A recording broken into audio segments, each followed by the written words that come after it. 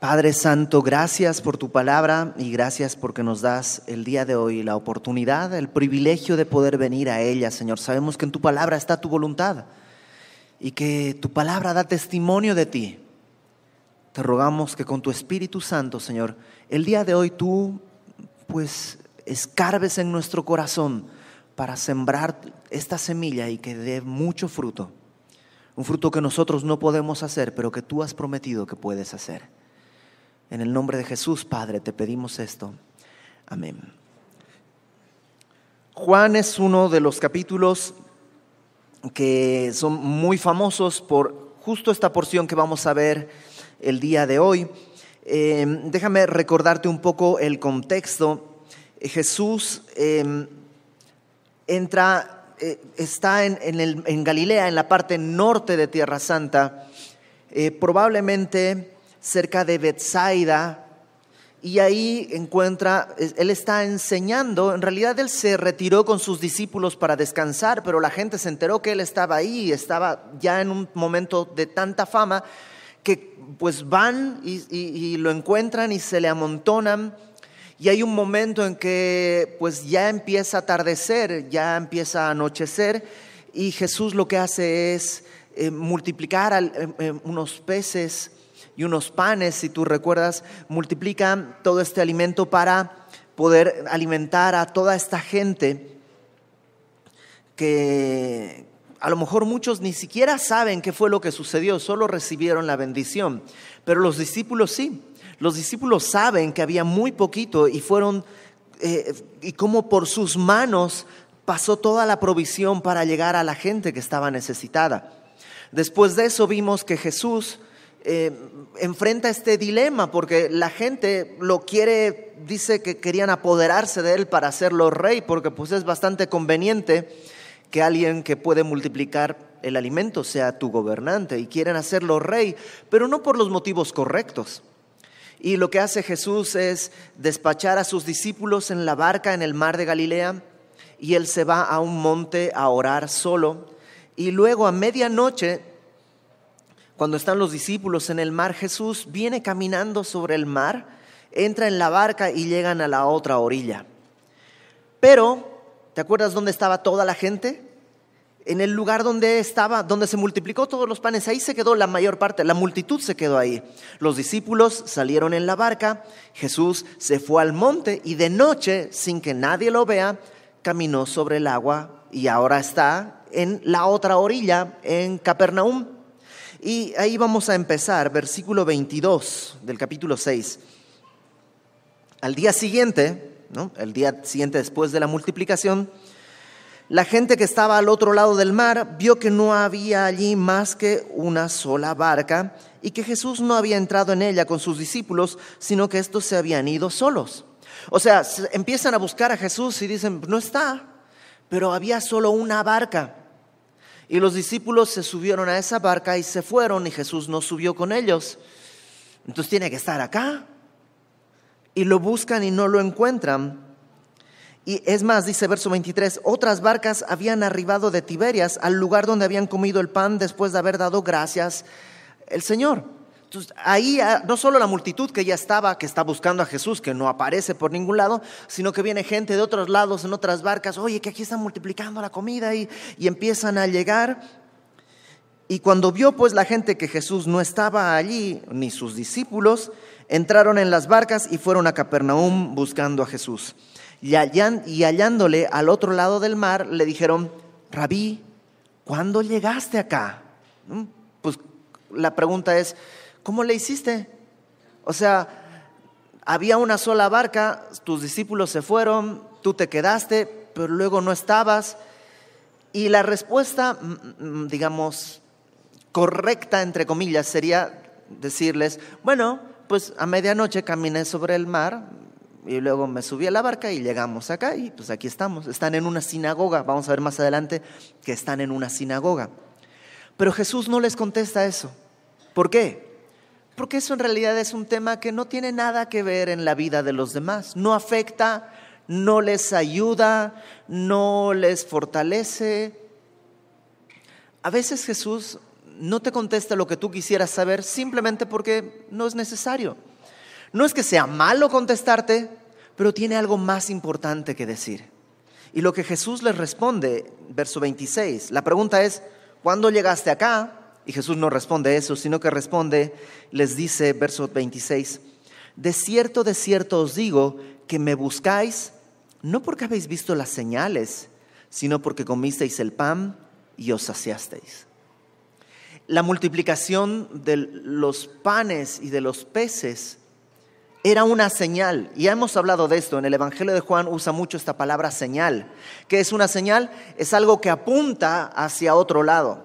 La señal en sí misma no tiene probablemente ni mucho valor ni gran importancia en sí misma, sino hacia dónde apunta. El valor de la señal está en hacia dónde te dirige. Entonces Jesús multiplicó la provisión para todos, pero ellos se quedaron viendo la multiplicación y no hacia dónde apuntaba ese milagro. Y Jesús les dice, ustedes me buscan no porque vieron la señal y piensan que yo soy el Mesías, sino porque pues comieron pan, se saciaron y tienen hambre de nuevo. Y lo que quieren es más pan. Verso 27. Trabajad no por la comida que perece, sino por la comida que a vida eterna permanece, la cual el Hijo del Hombre os dará, porque a este señaló Dios el Padre. Okay, déjame aclarar una cosa. Jesús no está diciendo, no trabajes, ¿no? En el contexto simplemente está comparando la actitud de ellos. Ellos están buscando de Jesús, ¿qué cosa? Pan. Pan que en un par de días va a estar podrido, enmohecido. ¿Cómo le llaman acá cuando se llena de hongos? Enlamado, ¿no? Y están atravesando el mar y lo buscan y caminan y salen. ¿Por qué todo ese relajo? Por pan. Pan que, permíteme decirlo así, pan que ellos podrían haber hecho.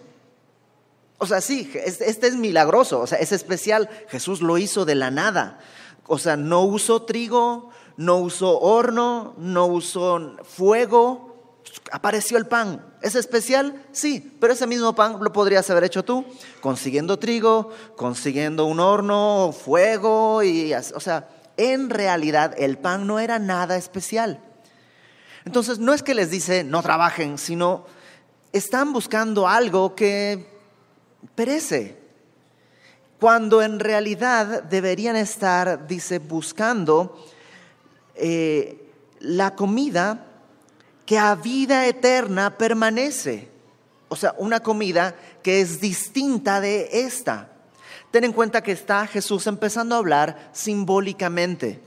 O sea, no está hablando de una comida que no se echa a perder, sino está hablando de algo que te puede alimentar para vivir eternamente.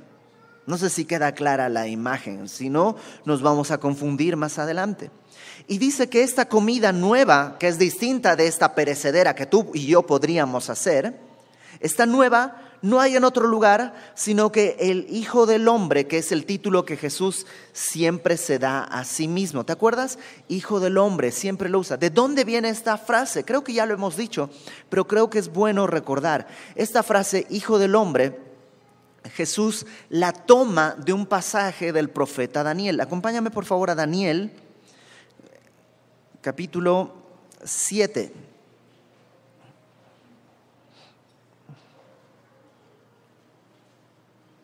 Daniel 7, versículo 13.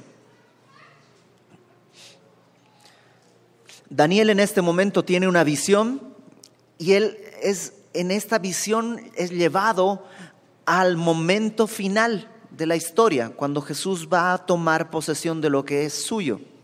Y dice, Daniel 7:13, miraba yo, Daniel, en la visión de la noche, y he aquí con las nubes del cielo venía uno como un hijo de hombre. De ahí toma el título Jesús. Cuando Jesús dice el Hijo del Hombre, está diciendo, ¿se acuerdan el de Daniel 7:13? Bueno, ese soy yo. Bueno, ¿y qué implica Daniel 7:13? Bueno, este Hijo de Hombre vino hasta el anciano de días. El anciano de días es Dios el Padre que está en su trono. Entonces viene el Hijo del Hombre, Jesús, y le hicieron acercarse delante de él y le fue dado dominio, gloria y reino. ¿Te imaginas? Dios el Padre está cediendo dominio, señorío, gloria y reino a alguien más. ¿Cómo puede ser posible? Dios no comparte su gloria con nadie, pero es que Jesús es Dios mismo. Entonces, Dios no está compartiendo su gloria con nadie, aunque en realidad Jesús es distinto del Padre. Es esta cosa que tú y yo no podremos entender nunca, cómo Jesús es Dios y a la misma vez es una persona distinta, sin dejar de ser Dios y sin ser otro Dios, porque Dios solamente hay uno. Entonces, se le cede a Jesús dominio, gloria y reino, fíjate, para que todos los pueblos, naciones y lenguas le sirvieran, le adoraran.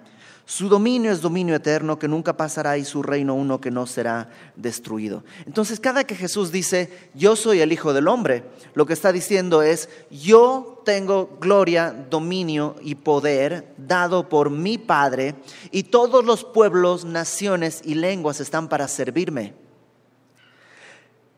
Por eso los fariseos, cuando Jesús decía esto, se rasgaban las vestiduras, porque decían, ¿por qué se hace como Dios? Bueno, regresemos a Juan 6. Trabajad, verso 27, no por la comida que perece, sino por la comida que a vida eterna permanece, la cual el Hijo del Hombre os venderá. ¿Qué dice? Os dará. O sea, esta comida eterna, que a vida eterna permanece, esta comida especial que solo Él tiene, Él la entrega, Él la dará. ¿Y qué hay que hacer para recibirla? Bueno, de eso va a tratar toda la porción que sigue. Porque a este señaló Dios el Padre, solo Él puede dar esto. No lo puedes encontrar en la religión, no lo puedes encontrar en semilla de mostaza, no lo puedes encontrar en irte de rodillas hasta ningún lugar, a través de portarte bien, no, solamente yendo al único que puede entregarla, que es el Hijo del Hombre, que es el Señor Jesucristo. Verso 28.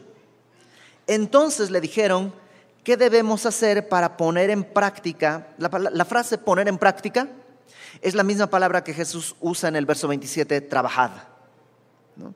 Entonces, lo que le dicen es, ok, trabajad, pero no por esta comida, sino por esta otra comida. Ok, ¿qué tenemos que hacer para trabajar eso? ¿Qué tenemos que hacer para poner en práctica las obras de Dios? Ok, ¿qué tengo que hacer?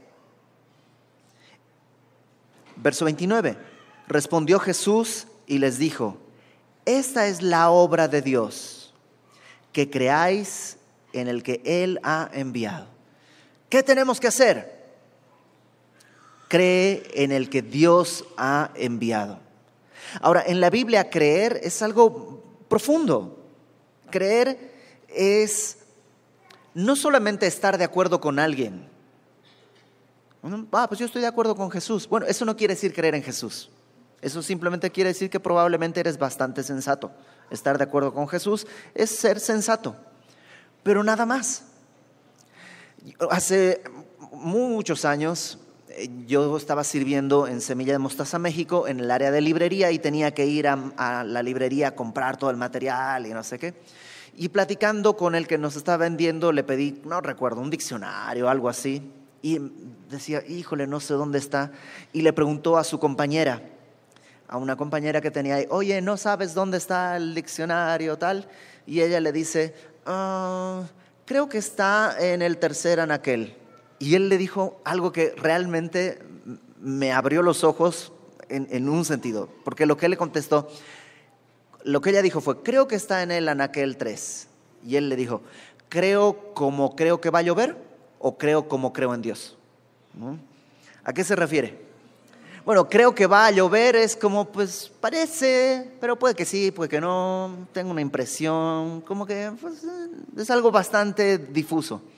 Creo en Dios es muy distinto. Cuando decimos creo en Dios, no estamos hablando de creo que va a llover, no es una, a ver si latino.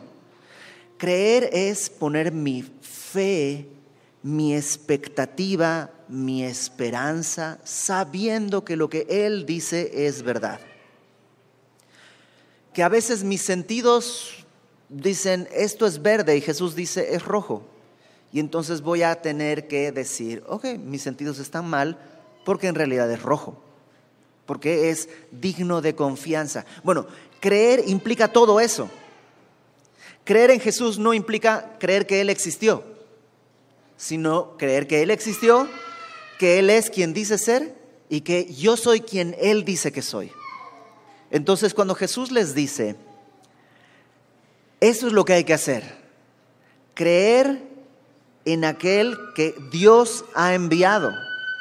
Crean en el que Dios ha enviado. Habla de esto profundo, crean que Él dice la verdad, que Él va a definir quién eres, que Él va a definir la realidad, que Él pon toda tu confianza y tu fe en ese que Dios ha enviado. Entonces, verso 30, le dijeron entonces, ¿qué señal pues haces tú para que veamos y te creamos? ¿Qué obra haces? Si yo fuera el Señor Jesús, ahí les daba un zape. ¿Por qué están ahí? Porque multiplicó la comida. Y entonces acaba de multiplicar unos panes, unos peces. Ellos están ahí por eso y le preguntan, a ver, convénceme. A ver, convénceme, ¿no? Tú dime, ¿qué haces para que yo te crea? Y es como poner a prueba a Jesús. Y se parece tanto a nosotros a veces, ¿no? A ver, Señor, si tú estás aquí, así como, órale, espérate. Su existencia es eterna, la nuestra es temporal. O sea, Él está aquí y estará aquí cuando tú y yo no seamos ya ni un recuerdo. Pero tendemos a ponerle a prueba. Y ellos no están satisfechos con lo que vieron. Es más, fíjate lo que hacen. Le dicen, nuestros padres, y están haciendo una referencia a Moisés, a los patriarcas, pero en particular a Moisés, comieron el maná en el desierto. Como está escrito, pan del cielo les dio a comer. O sea, lo que le están diciendo es, mira, nosotros somos judíos, obedecemos a Moisés. Si tú eres un Mesías, si creyéndote vamos a tener vida eterna, pues mira, Moisés hizo llover pan, tú solo hiciste pan y unos peces, pero hoy día no hemos visto nada. Entonces, pues Jesús, tienes una oportunidad de que te creamos. Y Jesús les responde, o sea, otra vez, si yo hubiera sido Jesús en ese momento, un rayo, algo para bola de irrespetuosos, pero Jesús en su misericordia, Él ve como ovejas que no tienen pastor. Y lo que hace es, ok, ¿quieren hablar en ese lenguaje? Vamos a hablar en ese lenguaje. Les voy a explicar en ese lenguaje. Verso 32. Y Jesús les dijo, de cierto, acuérdate que de cierto es una afirmación con énfasis, como escucha, como esto es importante, es un énfasis. De cierto os digo, vamos a aclarar las cosas. No os dio Moisés el pan del cielo, mas mi Padre os da el verdadero pan del cielo. O sea, Moisés no les dio el pan del cielo, en realidad fue Dios, ¿no? Entonces, de entrada ustedes ya están equivocados. Número 2, eso que comieron, que era el maná, que era pan del cielo, era solo un símbolo. Porque mi Padre les da el verdadero pan del cielo. Y otra vez Jesús sigue hablando en este sentido simbólico. No está hablando de que va a hacer llover pan o que otra vez va a multiplicar pan, sino está hablando de este pan que da vida eterna, que se recibe creyendo en aquel que Dios ha enviado. Y dice, mi Padre da ese pan, porque el pan de Dios es una persona. No, el pan de Dios es una cosa, sino una persona. El maná no era el pan del cielo, era un símbolo. Sí, era comer, era padre, era bueno, era nutritivo, pero fíjate lo que dice: el pan de Dios es aquel que descendió del cielo y da vida al mundo. Y entonces le dijeron, Señor, danos siempre ese pan. Pero ellos están pensando, órale, un pan que no se enmohece, un pan que no se desgasta, un pan, probablemente están pensando en milagros como el de la viuda que tenía una jarra de aceite que no se acababa, o de harina, o están pensando en algo de este tiempo y de esta tierra. Qué difícil es para nosotros arrancar nuestros ojos de lo material y de lo terrenal. Y Jesús dice, ok, se los voy a volver a explicar. Verso 35. Yo soy el pan de vida. Ok, no estoy hablando de comida, estoy hablando de mí. Recuerda, el pensamiento de Jesús ha ido. Ustedes están trabajando por un pan que perece, pero deberían buscar un pan que permanece. Y ese pan se recibe porque el Hijo del Hombre lo da. Y ese pan se recibe creyendo en aquel que Dios ha enviado. Y mi Padre es el que da el verdadero pan del cielo. No es maná, sino algo superior. Y están ellos, ¿cómo? Ok, yo soy el pan de vida. Y este es el primero de los 7 yo soy que vamos a encontrar en el Evangelio. Hemos visto que Jesús antes ya ha dicho yo soy, pero no le pone un predicado, yo soy esto. Solo dice yo soy, pero 7 veces Jesús en este Evangelio va a decir yo soy esto. Este es el primero, yo soy el pan de vida. Yo soy el pan de vida.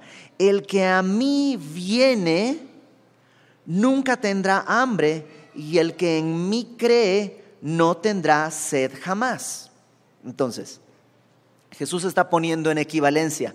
Venir a Él es creer en Él. El que a mí viene no tendrá hambre. El que en mí cree no tendrá sed jamás. A ti y a mí siempre nos mueve el hambre, no solo el hambre física, sí, el hambre física es poderosa, pero el hambre espiritual es lo que nos mueve. La sed, la insatisfacción, el deseo que quiero algo más, ¿no? Ya terminé la prepa, pero quiero algo más. Ya ganaste tu primera quincena, quiero algo más. Ya tengo el coche que logré ahorrar, ya lo compré, pero ahora quiero algo más. Sí, esa sed es lo que a ti y a mí nos mueve a caminar en desorden. Pero Jesús dice, ¿te acuerdas que le dijo a la samaritana, el que beba del agua que yo le daré no tendrá sed jamás? Bueno, el que cree en mí, el que viene a mí, yo le voy a dar pan de vida que soy yo mismo, y ya se acabó esa insatisfacción. Yo soy el pan de vida. El que a mí viene nunca tendrá hambre, el que en mí cree no tendrá sed jamás. Mas os he dicho que aunque me habéis visto, no creéis. O sea, ya me han visto hacer milagros, multiplicarlos, ya me han visto y aún así no creen. O, dicho en el mismo lenguaje, no vienen a mí. No vienen a mí. Todo lo que el Padre me da, vendrá a mí. Y al que a mí viene, no le echo fuera. Entonces, Jesús está diciendo, no vienen a mí. Pero luego establece algo que es revolucionario en nuestra cabeza. Lo que el Padre me da, viene a mí. Ok. Entonces, no es que yo tengo que ir, sino que el Padre me tiene que llevar. Ok, el Padre me tiene que llevar. Y si me lleva el Padre, dice Jesús, yo no le echo fuera. Yo lo voy a guardar, no lo voy a echar fuera. Porque he descendido del cielo, no para hacer mi voluntad, sino la voluntad del que me envió. Y esta es la voluntad del Padre, el que me envió, que de todo lo que Él me diere, ¿te acuerdas? Si el Padre me llama, el Padre me toma, me lleva al Señor, todo lo que Él me diere, yo no pierda nada, sino que lo resucite, vida eterna, ¿te acuerdas? Lo resucite en el día postrero. Y esta es la voluntad del que me ha enviado, que todo aquel que ve al Hijo, y la palabra ver ahí habla como entender, en griego es la palabra theoreo, de donde viene nuestra palabra teoría, que una teoría es una conclusión de ciertas observaciones, ¿no? Todo el que ve al Hijo y cree en Él, tenga vida eterna, y yo le resucitaré en el día postrero. Entonces, ¿qué está diciendo? Es medio confuso si tú no lo alcanzas a entender, que está hablando de una manera simbólica. Dice Jesús, yo soy el pan, no es pan literal, es simbólico. Y he descendido del cielo. El Padre ha dado este pan al mundo. Y todo aquel que cree en aquel que Dios ha enviado tiene vida eterna. ¿No lo entiendes? Ok. Todo el que viene a mí tiene vida eterna. Pero nadie puede venir por sí solo. El Padre tiene que traerlo. Y todo el que trae el Padre, dice Jesús, no se me va a perder. Yo lo voy a guardar para resucitarlo, vida eterna, en el día postrero. Y ellos están todavía pensando, ¿está hablando de comida o de qué está hablando? Como que no les cae bien el 20. Verso 41. Murmuraban entonces de él los judíos, porque había dicho, yo soy el pan que descendió del cielo. Y decían, ¿cómo el pan que descendió? ¿No es Jesús, el hijo de José, cuyo padre y madre nosotros conocemos? ¿Cómo pues dice, del cielo he descendido? O sea, lo vimos desde chiquitito, lo vimos crecer, lo vimos aprender a caminar, lo vimos aprender a leer. ¿En qué momento descendió del cielo? Y otra vez, no están entendiendo lo que Jesús está queriendo decir. Verso 43. Jesús respondió y les dijo, no murmuréis entre vosotros. A ver, voy a volver a explicar. Ninguno puede venir a mí si el Padre que me envió no le trajere, y yo le resucitaré en el día postrero. Escrito está en los profetas, serán todos enseñados por Dios.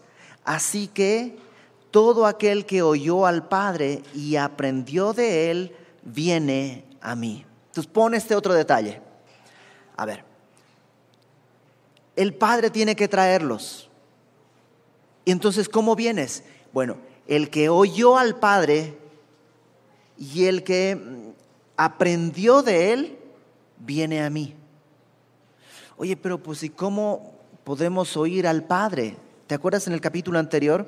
En el versículo 37 del capítulo 5, Jesús les dice, el Padre que me envió ha dado testimonio de mí. No han oído su voz, o sea, no es que ha dado testimonio audiblemente, ni han visto su aspecto. Y el problema es que no tienen su palabra morando en vosotros, porque a quien Él envió ustedes no le creen.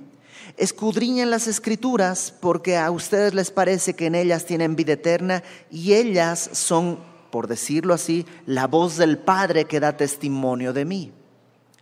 Entonces, ¿qué es lo que les está diciendo? En las Escrituras están hablando de mí y ustedes no le creen, no lo oyen, por eso no aprenden y por eso no vienen a mí. El problema sigue estando en que Dios quiere traerlos, pero ustedes no quieren venir. A ver, pero entonces, Si el Padre no lo me trae, yo no puedo venir. ¿Cierto? Cierto. Entonces, no depende de mí. No depende de ti. Depende de que el Padre te traiga. Si el Padre no te trae, no hay manera. Ok. Entonces, pues, si no soy salvo, no es mi culpa, es culpa del Padre. No. El Padre te está llamando y tú deberías venir. Entonces, ¿yo tengo que ir? Sí, tienes que ir, tienes que creer. Entonces, ¿depende de mí? No depende de ti, depende del Padre. Porque si no fuera por el Padre, no podrías venir. Y nos volvemos a encontrar con este mismo dilema. ¿No se puede resolver? No se puede resolver. Entonces, ¿qué hay que hacer? Escucha, el Padre te está llamando. Responde, cree. ¿Te acuerdas por qué fue escrito este evangelio? Fue escrito, estas cosas se han escrito para que creáis que Jesucristo es el Hijo de Dios y para que creyendo tengáis vida en su nombre. Ahora, ¿qué onda con el pan? ¿Qué tiene que ver el pan en todo esto? Bueno, versículo 46. No que alguno haya visto al Padre, sino aquel que vino de Dios, éste ha visto al Padre. Ustedes no han visto al Padre, pero yo sí, dice Jesús. Yo he descendido del cielo, yo he visto al Padre y yo traigo su mensaje. De cierto os digo, el que cree en mí tiene vida eterna. Yo soy el pan de vida. Vuestros padres comieron el maná en el desierto. ¿Y qué pasó? Murieron.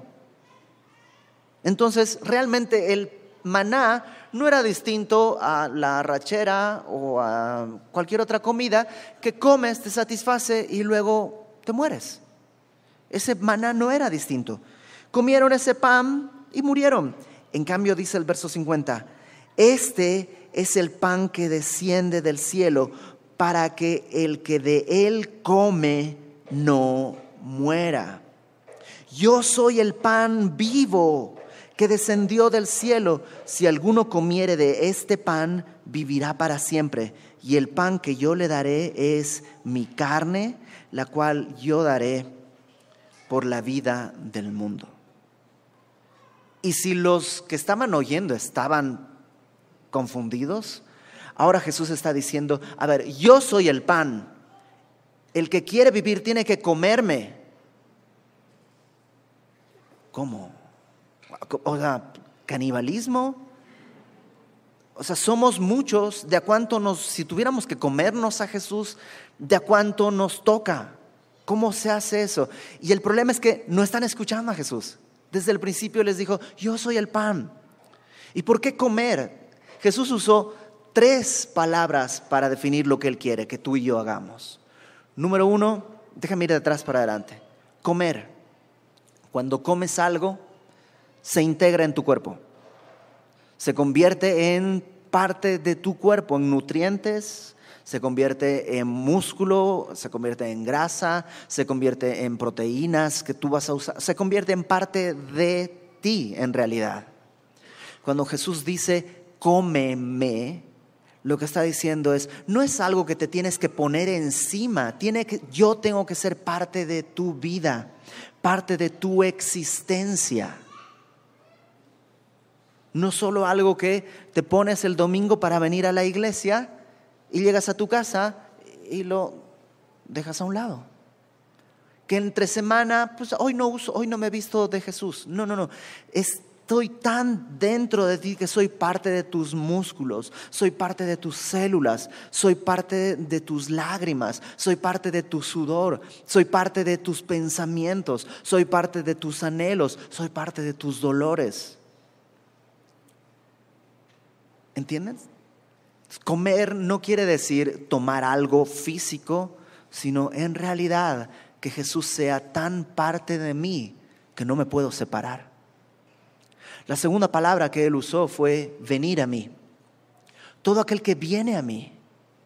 Pero entonces venir no es ir de visita, sino es ir y quedarme a vivir con Él. Otra vez, es como comer. Acuérdate, son 3 palabras para lo mismo. Comer, venir. El que viene a mí No le echo fuera, lo guardo aquí dentro. No lo voy a perder. Hasta el último día lo voy a resucitar. Y la primera palabra que usó fue creer. El que cree en mí. Entonces creer implica hacerlo parte de mí, implica estar con Él, no separarme. Es mucho más que considerar válida la existencia de este carpintero de Belén hace 2000 años. Hay muchos que creen que Jesús fue un personaje histórico, pero no son salvos. ¿Por qué? Porque no han creído en este sentido. No lo han hecho parte de su vida, no han ido a Él. Y el resultado es que comen y comen y comen de todo. De todo.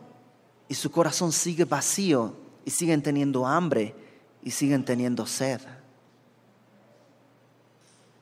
¿Nunca has visto con alguien o hablado con alguien o a lo mejor en tu vida misma que llegas al punto y te preguntas, ¿cuándo va a ser suficiente? Dicen que le preguntaron a Rockefeller, ¿cuánto dinero es suficiente? Y dicen que Rockefeller contestó, un poquito más. Y esa es la respuesta real. O sea, no importa cuánto tengas, en tu corazón, en mi corazón siempre es un poquito más, un poquito más, un poquito más. Es que esa hambre que tú y yo tenemos no se sacia con la comida del mundo. Y estamos trabajando por pan que perece. O sea, el coche que te compres del año saliendo de la agencia ya se devaluó. Al próximo año ya no es del año, nomás te quedan 6 meses. Todo va en decaída. Todo va decreciendo. Y todo genera frustración. ¿Nunca has encontrado ahí en la caja, en algún cajón, en algún lado, dinero antiguo? Yo sé que aquí hubo un cambio de moneda hace algunos años y encontraste, mira, con esto, si lo hubiera encontrado hace 20, 30 años, 40 años, hubiera sido millonario y ahora ya no vale nada, ¿no? En vez de eso, dice Jesús, hay un pan que permanece para vida eterna. Hay un alimento que Dios quiere darte y que Dios quiere traerte para que puedas comerlo y saciar tu sed, saciar tu hambre. Y va a venir la tentación y vas a decir, ¿sabes qué? Gracias, estoy saciado. Estoy saciado, no necesito. Tengo lo que me ha hecho estar satisfecho en mi corazón. Solo Cristo. Y eso es para incrédulos y para creyentes. El incrédulo tiene que venir y comer por primera vez. Y si Dios te está llamando el día de hoy, no dejes pasar la oportunidad. Él es el pan de vida. Él vino al mundo y el Padre te está llamando. Pero si tú eres creyente, a lo mejor eres creyente, pero estás igual de insatisfecho que un incrédulo. Y ya no, has llegado al punto que ya ni Dios te es suficiente. Ya hasta probé el Señor, ya quiero otra cosa, algo más. Y ya estás probando el budismo y quién sabe qué cosas, mezclando todo a ver si eso satisface. Y Jesús dice, estás probando religiones. Yo estoy hablando de pan.